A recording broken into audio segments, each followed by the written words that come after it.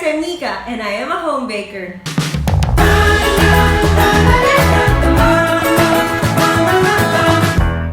Alam niyo yung perfect pair ng kape?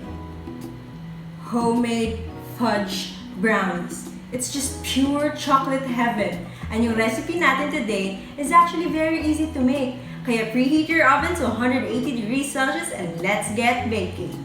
For our baking tin, you can line this with a baking paper, but I always like using a foil that's greased with shortening or vegetable oil. In a bowl, we're going to combine our dark chocolate and butter. Then we're going to melt these over a double boiler. But for convenience, you can also use a microwave to do this.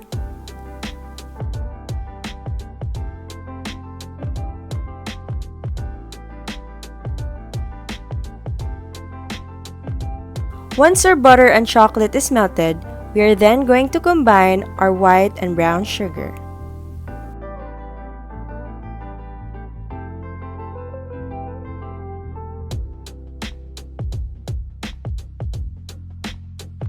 Next, we're going to add in our eggs and vanilla.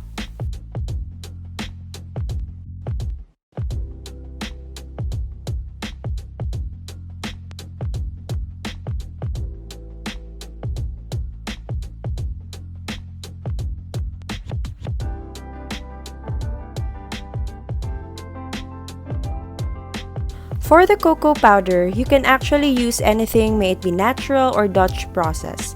Personally, I like Dutch process because it gives a more deeper flavor and darker color.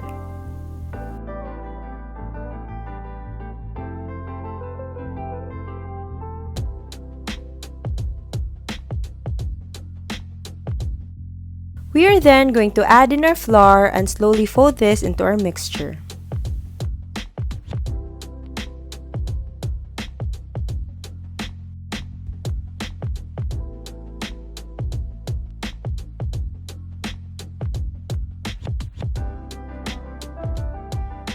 After everything's combined, we are going to transfer this to an 8x8 baking pan.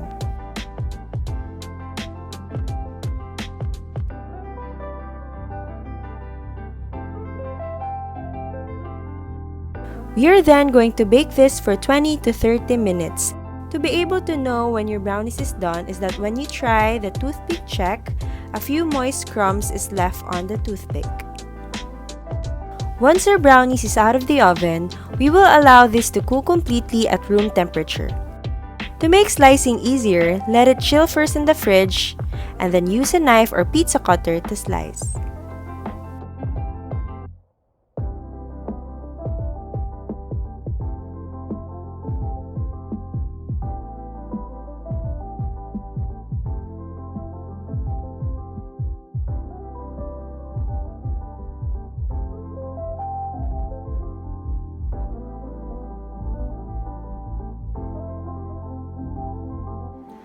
Do you know that the first ever product na binenta ko sa aking small business, which is the Crumb Lab, was actually brownies.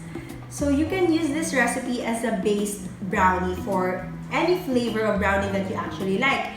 You can put crumb Oreos on top, you now have an Oreo brownie. You can also add marshmallows and grey ham, you can have a s'mores brownie. You could also add nuts or anything that you actually prefer. So give this recipe a try and give it your own twist, and then perfect. Pwede na pang negosyo. I hope you learned a lot from our recipe today. Don't forget to like and subscribe and click the notification bell para ma-notify kayo sa ating next upload.